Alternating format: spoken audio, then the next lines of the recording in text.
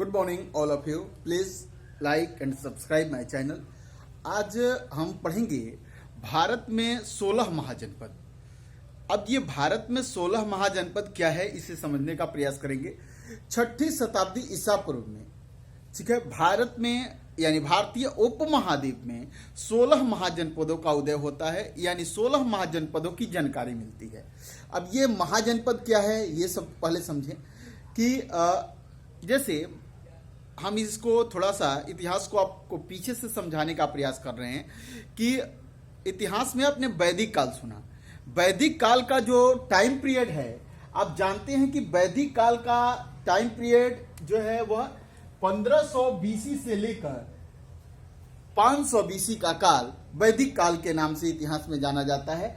1500 BC से लेकर 500 BC के काल को भारतीय इतिहास में वैदिक काल के नाम से जानते हैं।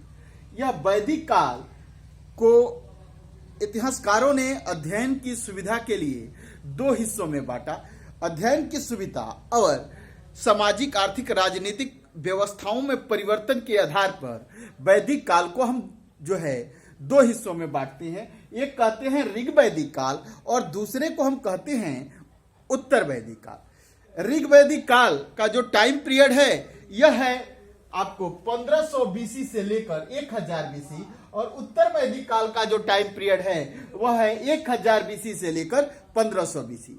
अब इस पर ज्यादा हम चर्चा नहीं करेंगे। हम देखेंगे कि जो ऋग वैदिक काल से जो भी कोई भी समाज जब आता है तो उसके साथ ही उसकी सामाजिक आर्थिक राजनीतिक व्यवस्थाएं उसके साथ ही उत्पन्न हो जाती है।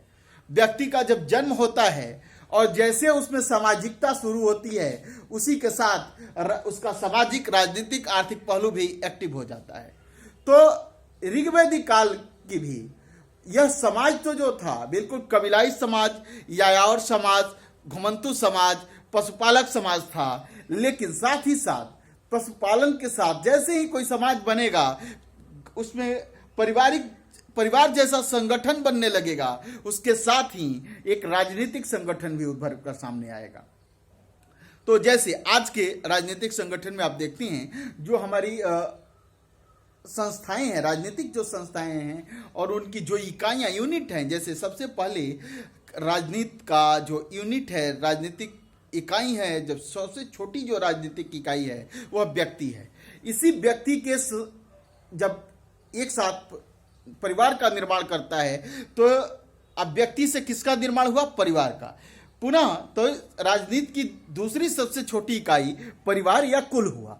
उसके बाद से परिवार और कुल के बाद जब ऊपर बढ़ता है तो जब जनसंख्या बढ़ेगी तो ग्राम का निर्माण करता है। तो इसके अगले सबसे प्रथम इकाई आपने देखा कि क्या है? व्यक्ति है, स्वयं व्यक्ति है। दूसरे में देखते हैं कि कई व्यक्तियों के समूह को मिलकर कुल या परिवार का निर्माण होता है। यह ऋग्वैदिक काल में हुआ। सबसे पहले व्यक्ति आया, राजनीतिक इकाई के रूप में व्यक्ति आया। व्यक्तियों के कई सारे समूह मिलकर कुल और परिवार का निर्माण कर दिया व्यक्ति ने। उसके बाद कई सारे परिवारों और कुलों को मिलकर ग्राम का निर्माण हो गया। कई ग्रामों के मिलने के बाद उससे बड़ी इकाई जो हुई उसे विश्व कहने लगे और कई विश्वों को मिलाकर जन कैसी संस्था का निर्माण हुआ। ऋग्वैदिक काल में सबसे बड़ी संस्था जन ही हुआ करती थी। यानी जिस तरह से आज यदि हम आपसे कहें कि सबसे छोटी इकाई तो व्यक्ति है, उसके बाद परिवार के बाद से ग्राम के बाद से हम देखते हैं कि प्रखंड है, ब्लॉक है, ब्लॉक के बाद प्रखंड, ब्लॉक या तहसील, या उसके ऊपर हम जिला देखते हैं। जिला कई सारे जिलाओं को मिलाकर जो है एक कमिश्नरियां बनती हैं। कई सारी कमिश्नरियों को मिलाकर एक राज्य का निर्माण हुआ है। कई सारे राज्यों के समूह से एक देश का निर्माण हुआ है। तो हमारी सबसे जो उच्च जो इकाई है, पॉलिटिकल इकाई, यह देश है। उसी तरह से ऋग्वैदिक काल की सबसे बड़ी इकाई क्या हुआ करती थी? तो जन हुआ करते थे। जनसंख्या कम थी तो सबसे बड़ी इकाई को, जिस तरह से आज हम देश कहते हैं तो उस समय क्या कहते थे? जन कहते थे। अब जनसंख्या बढ़ने लगी, समय कई सारे सामाजिक आर्थिक राजनीतिक और वैज्ञानिक परिवर्तन होने लगे। इसी परिवर्तन के साथ जनसंख्या बढ़ी और इसके साथ साथ ही राजनीतिक इकाई का भी आकार बड़ा हुआ। अब देखें, जो उत्तर वैदिक काल की सबसे छोटी इकाई तो व्यक्ति था, तो व्यक्ति तो रहेगा, हर दौर में रहेगा। आज भी है और उस दौर में भी था। उसके बाद से कुल और परिवार ये चलते रहे, विष चलता रहा, जन चलता रहा। अब उत्तर वैदिक काल की जो सबसे बड़ी इकाई हुई वो जनपद हुई। जिस तरह से, कैसे, यहां देश जन कहलाता था, यहां देश को क्या कहेंगे, जनपद कहेंगे। क्लियर हुआ। अब देखें, जब उत्तर वैदिक काल यानी लगभग 500 बीसी का दौर समाप्त हुआ, इसके बाद से पुनः जनसंख्या में वृद्धि, 500 वर्षों में जनसंख्या, समाज में बहुत सारे परिवर्तन हुए, सामाजिक आर्थिक धार्मिक परिवर्तनों को देखते हुए और इसकी जनसंख्या के विस्तार को देखते हुए और बढ़ोतरी को देखते हुए अब यह जनपद धीरे धीरे कैसे बदल रहा है ये देखें। ये 6ठी शताब्दी ईस्वी में अब ये जो जनपद था यह महाजनपद बन गया है। क्या बन गया, महाजनपद। अब ये क्या है, महाजनपद, राजनीतिक इकाई। तो अब इस काल में सबसे छोटी इकाई कौन, व्यक्ति, कुल, परिवार, ग्राम, विष, जन, जनपद। और 6ठी शताब्दी ईसा पूर्व यानी वैदिकोत्तर काल में सबसे बड़ी राजनीतिक इकाई महाजनपद थी। क्लियर हुआ। अब समझ में आ गया कि महाजनपद क्या है। तो उस काल की सबसे बड़ी अभी तक भारत में देश सा कंसेप्ट कोई नहीं आया है, ठीक है। कई सारे छोटे छोटे राज्यों में, जैसे ये महाजनपद है, कई सारे छोटे छोटे महाजनपदों में यह महाजनपद कैसे थे, राज्य की तरह ये अपने आप में संप्रभु थे। आज के राज्य और उस समय की महाजनपद में अलग स्थिति है, संप्रभुता इसके पास होती थी। राज्य के कई सारे कुछ अंग होते हैं, जैसे आप जानते हैं, क्षेत्र हो, जनसंख्या हो, सरकार हो, ठीक है, और उसके पास अपनी संप्रभुता हो। तो ये सभी राज्यों के पास अपनी संप्रभुता हुआ करती थी। तो उस समय उत्तर भारत में, पूरे उत्तर भारतीय उपमहाद्वीप में 16 महाजनपदों की जानकारी मिलती है। अब प्रश्न यह होता है आपसे, जो परीक्षा की दृष्टि से जो महत्वपूर्ण है, अब उस पर ध्यान दें। बिल्कुल यह याद रखेंगे कि ऋग्वैदिक काल की सबसे बड़ी राजनीतिक इकाई का नाम जनपद है। उत्तर वैदिक काल में कई जनपदों को मिलाकर, ऋग्वैदिक काल में जन है, उत्तर वैदिक काल में कई सारे जनपदों को मिलाकर महाजनपद का निर्माण हो गया। और इसके बाद से हम देखते हैं कि वैदिकोत्तर काल यानी बुद्ध महावीर के काल में, यानी 6ठी शताब्दी बीसी में महाजनपदों का उदय हो गया। समझ में आ गया। अब इन महाजनपदों की सूची कई सारे अपने उपदेशों में, अपने वक्तव्यों में जो है, महावीर भी और बुद्ध भी उत्तर भारत के कई सारे नगरों की चर्चा करते हैं, कई सारे जनपदों की चर्चा, कई सारे उसके शासकों, कई सारे महाजनपदों की चर्चा और कई सारे उसके शासकों की चर्चा करते हैं। लेकिन भारतीय इतिहासकार जो थे वो लगातार प्रयास में लगे रहे कि यह जो महाजनपद हैं, यह कितने महाजनपद हैं, इसकी स्पष्ट जानकारी इतिहासकारों को नहीं मिल रही थी। लंबे समय के बाद और लगातार अनुसंधान के बाद एक पुस्तक मिली, जो भारत की पहली व्याकरण की पुस्तक है, पाणिनि द्वारा लिखी गई, जो है अष्टाध्यायी। अष्टाध्यायी जो पुस्तक थी, अष्टाध्यायी को जब अनुसंधान के द्वारा प्राप्त किया गया कि इसमें 22 महाजनपदों की जानकारी थी। लेकिन ये 22 महाजनपदों का अस्तित्व भारत में समझ में नहीं आ रहा था। सभी 22 महाजनपद के तो नाम प्राप्त हो रहे थे, लेकिन ये कहाँ हैं और जो प्लेस बताया जा रहा था वो स्पष्ट नहीं हो रहे थे। पुनः अनुसंधान चलता रहा। इसके बाद बौद्ध साहित्य अंगुत्तर निकाय और जैन साहित्य भगवती सूत्र, इन दोनों से भी भारत के 16 महाजनपदों की सूची प्राप्त हुई। इन दोनों में थोड़ा सा अंतर रहा, लेकिन बहुत सारे महाजनपदों के नामों को लेकर इसमें मत एक रहा, सबके मत एक समान रहे थोड़े से परिवर्तन के बाद। अब अभी जो हम आपको भारत के 16 महाजनपदों की सूची बतला रहे हैं, यह बौद्ध साहित्य अंगुत्तर निकाय एवं जैन साहित्य भगवती सूत्र के आधार पर बतला रहे हैं। आपसे पहला एक प्रश्न यहां से होता है कि 16 महाजनपदों की सूची किस साहित्य से मिलती है? तो बौद्ध साहित्य अंगुत्तर निकाय, जैन साहित्य भगवती सूत्र, ये दो पुस्तकें हैं जो उत्तर भारत के 6ठी शताब्दी में 16 महाजनपदों की सूची देने में सक्षम है। अब यहां से एक प्रश्न पूछे जाते हैं लगातार, ध्यान से सुने, कि कौन से महाजनपद किस राज्य में थे और उसकी राजधानी कहां थी। तो मैं एक इसकी लिस्टिंग तैयार किया हूं, आपको याद कराने का प्रयास करूंगा, थोड़ा सा ध्यान दें, आपको याद हो जाएगा। देखें कि उस समय बिहार जो था, बिहार में उस समय 3 महाजनपद हुआ करते थे। कितने महाजनपद बिहार में थे? 3 महाजनपद थे। एक महाजनपद जो था, यह महाजनपद था मगध महाजनपद। मगध जो है आज दक्षिणी बिहार में स्थित है। पटना और गया का क्षेत्र मगध महाजनपद के अंतर्गत आया करता था। और मगध महाजनपद की जो राजधानी थी, वह उस समय 2 राजधानियां हुआ करती थी, राजगृह और गिरिब्रज। राजगृह और गिरिब्रज 2 राजधानियां थी। बिल्कुल याद रखेंगे, मगध और की 2 राजधानियां राजगृह और गिरिब्रज। उसके बाद से बिहार में दूसरा जो महाजनपद था, यह अंग महाजनपद था। इसकी चर्चा आप लोगों ने महाभारत में भी सुनी होगी। महाभारत में जो कर्ण है, कर्ण को अंग प्रदेश का ही शासक दुर्योधन बनाती हैं। तो आपने देखा कि ये अंग प्रदेश आज कहां पे है? तो मुंगेर और जो भागलपुर का क्षेत्र है, यह उस समय अंग प्रदेश के नाम से जाना जाता था। इस अंग प्रदेश को हरेक वंश का शासक जो है बिंबिसार जीत कर मगध में मिला लेगा। तो मगध की एक महाजनपद मगध था, दूसरा अंग महाजनपद था और तीसरा वज्जी महाजनपद था। अब आप समझ गए कि मगध की राजधानी गिरिब्रज या राजगृह हुआ करती थी, अंग की राजधानी चंपा हुआ करता था और वज्जी महाजनपद। यहां पे एक देखें कि उस समय की जो व्यवस्था थी 2 तरह की हुआ करती थी, राजतंत्रात्मक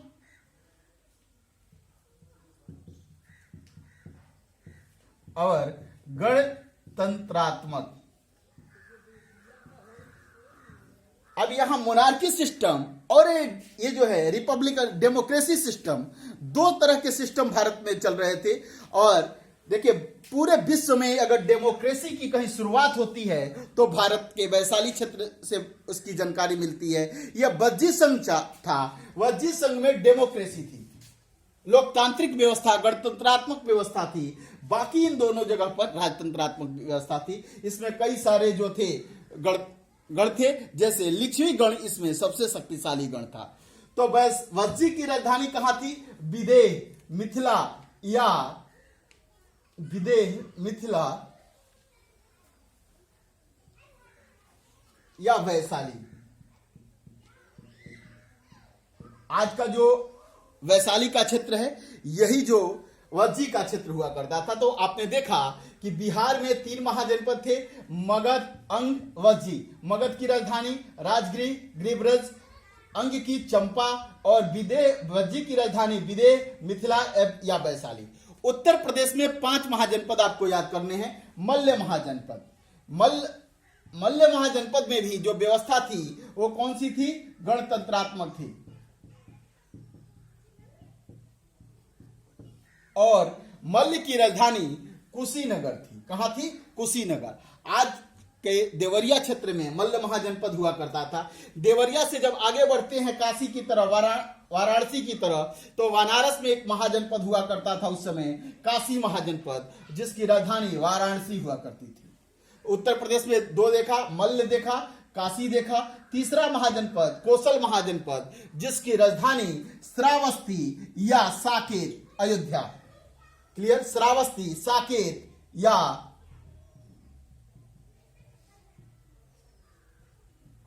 अयोध्या हुआ करती थी।